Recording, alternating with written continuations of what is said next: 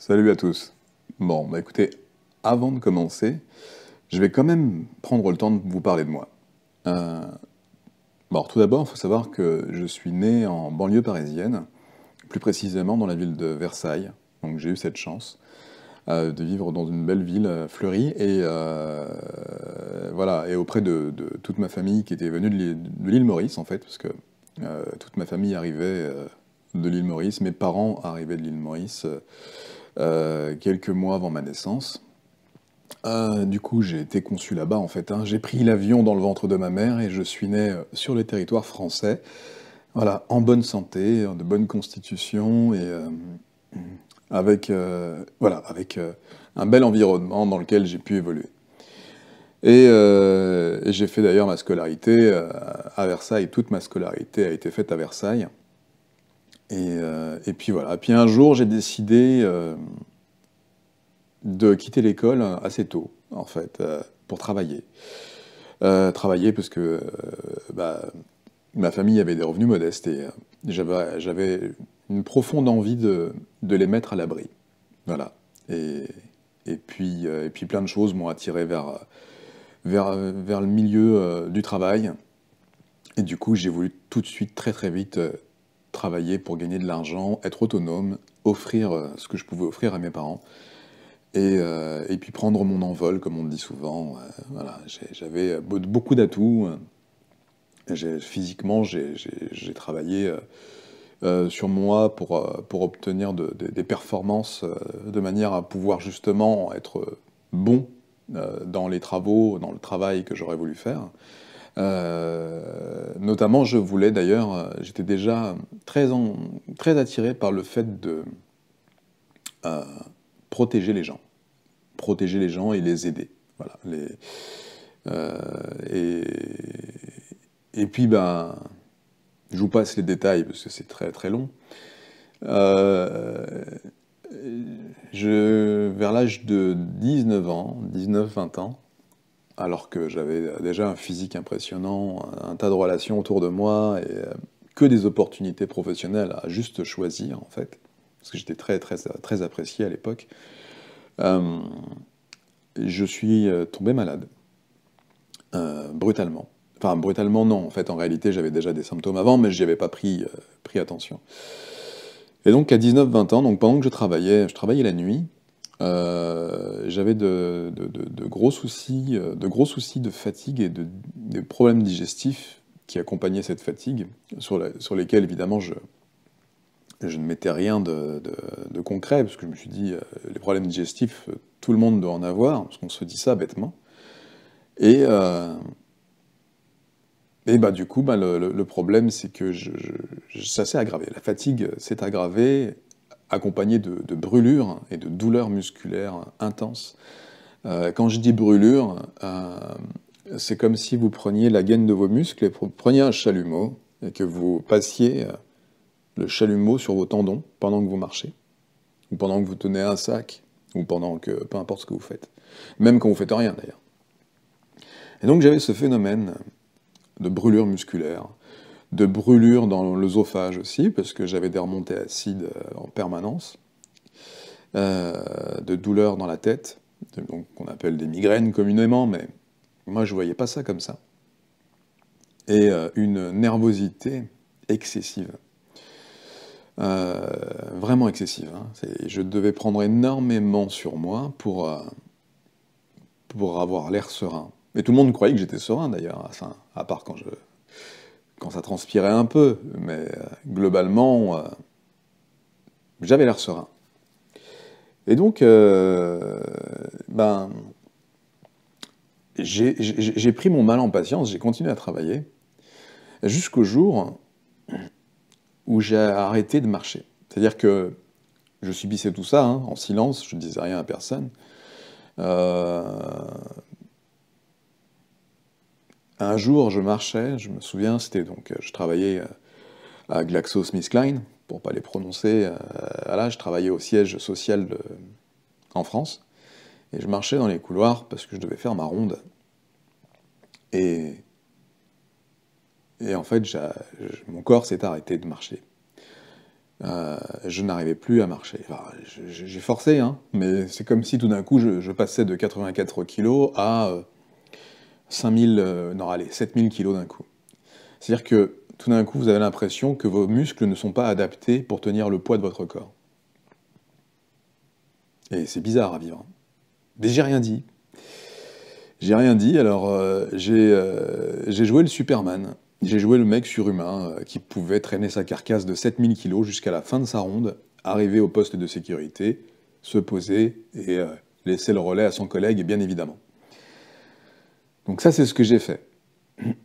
Mais en réalité, il s'est passé un truc gravissime dans mon corps, lequel j'arrivais pas à le mesurer. Donc à partir de là, j'en ai parlé à ma compagne de l'époque qui m'a envoyé voir son médecin de famille.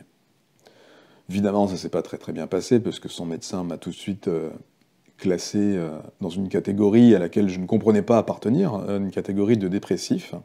Et je voulais pas être dépressif. Je comprenais pas cette idée, comment est-ce que j'aurais pu être dépressif. Alors oui, là, tout d'un coup, c'est dur, parce que j'ai mal, je souffre, mais j'étais pas dépressif, j'avais aucune raison de l'être. J'avais qu'à tendre les bras et j'avais du monde autour de moi, j'avais de l'argent.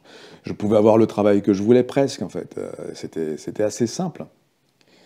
J'avais pas de raison, là, de croire qu'il y avait un problème dans ma tête pour que ça engendre cette fatigue. Mais bon, le médecin généraliste, lui, m'a tout de suite orienté vers un état dépressif. Ce qui a finalement fini par en déclencher un pseudo, puisque quand on vous dit, quand on vous rabâche que vous êtes dépressif, alors que vous ne l'êtes pas, vous finissez par entendre cette suggestion, en fait, hein, qui vous martèle, et vous vous dites, mais c'est le médecin. Bon, peut-être qu'il a raison, peut-être que je suis dépressif, et puis vous finissez par trouver une raison qui vous rend dépressif. Alors qu'en réalité, il n'y a pas de raison qu'on puisse trouver, hein, mais peu importe. Donc j'ai été dépressif, selon le médecin. En sortant de là, j'ai juste voulu foutre ma voiture dans le décor, avec moi dedans, bien sûr. Hein. J'avais envie d'appuyer très très fort sur l'accélérateur et de sortir de la route et de percuter un arbre, mais je me suis retenu, encore une fois. Donc, voilà le début de mes embêtements. Parce qu'en fait, ça n'a fait que s'aggraver par la suite. C'est-à-dire que j'ai décliné très rapidement avec les brûlures musculaires, les faiblesses musculaires. Donc pour vous donner un aperçu, avant, je pouvais soulever sans problème un réfrigérateur à une seule main. Je pouvais le soulever. À partir du moment où les prises sont cohérentes, bien évidemment, je pouvais soulever un réfrigérateur à une seule main et me balader avec s'il était accroché sur moi. De la même manière que prendre une machine à laver ou un quelconque meuble seul ne me posait pas problème. Quand j'étais avant mes 18 ans, hein, avant mes 19 ans. Hein, bon. Et là, tout d'un coup, je pouvais plus. Et du coup, bon, ça a été dingue, parce que ce que je ne pouvais plus faire, c'était même prendre un sac de courses, hein, dans les grandes surfaces, hein, Auchan, Leclerc, Carrefour. Bon, à l'époque, c'était Auchan où j'allais, moi. Un sac de courses, vous savez, en plastique, dans lequel vous mettez plein de choses. Hein, et je prends 1 ou 2 ou 3 sacs de courses, quand je sors de caisse, je ne pouvais plus les porter.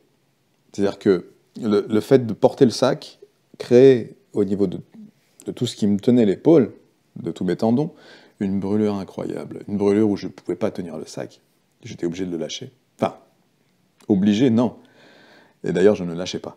Mais imaginez le physique que j'avais à l'époque et l'incapacité totale de tenir des sacs de courses au bout de mes bras.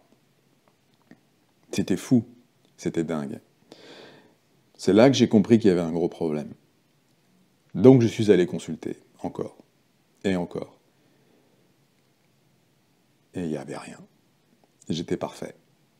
Jusqu'au jour où je décide d'aller voir un neurologue. Enfin, je décide pas vraiment. Je change de médecin, je vois une autre médecin avec qui je sympathise, et finalement, de fil en aiguille, on me rencarde vers un neurologue. Et ce neurologue fait un test qui s'appelle un électromyogramme, qui tout de suite était défaillant. Euh, C'est-à-dire qu'il n'y a pas, il y a pas eu à tergiverser. Et du coup, ben, immédiatement, il m'envoie vers la Pitié-Salpêtrière, donc l'hôpital de la Pitié-Salpêtrière à Paris. Et là, tout s'enchaîne.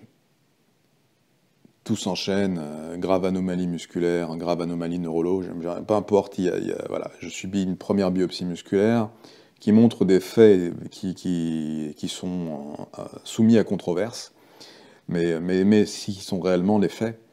Euh, et en gros, je rentre dans une dégénérescence cellulaire incroyable.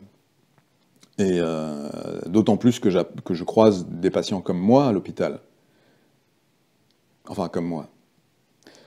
Euh, des patients atteints du même type de pathologie. Et, et ça me rend dingue. Évidemment que ça me rend dingue. Je les observe, je me dis, mais ils sont coincés là. Et, euh, et ils seront coincés là, et c'est comme ça, en fait.